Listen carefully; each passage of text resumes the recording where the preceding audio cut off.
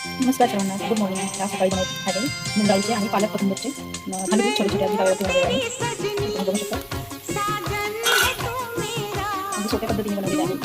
हिरवी मिरची, लसूण, जिरं आणि आपले भिजून घेतलेली मूग डाळ, 3 तास भिजवलेली मूग डाळ, त्यानंतर पालक कट केलेला आहे, कोथिंबीर कट केलेली आहे, ते कांदा छोटा घेतलेला आहे कट करून आणि स्वच्छ धुवून आपण मूग डाळ आणि हिरवी मिरची, लसूण आणि जिरं हे आपल्याला मिक्सरमध्ये वाटून घ्यायचं आहे. त्यानंतर आपण बारीक मिरच्यात ॲड केलेलं आहे आणि नंतर कट केलेले छान पालक आणि कोथिंबीर त्यात ॲड करायचे, म्हणजे मिक्स करायचे आहे. हे आपण बघू शकतो.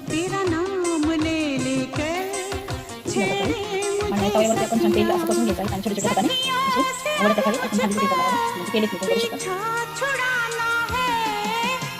आणि नंतर 5 मिनिटासाठी आपल्याला झाकण ठेवून वाफवून घ्यायचं आहे, कारण ते तयार होईपर्यंत.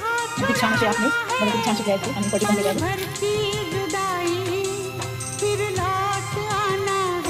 छान प्रकारे दोघी बाजूने तेलाचे छान असं भाजून घ्यायचं, शेकून घ्यायचं आणि छान दही वगैरे आपण टाकू शकतो किंवा लोणचं.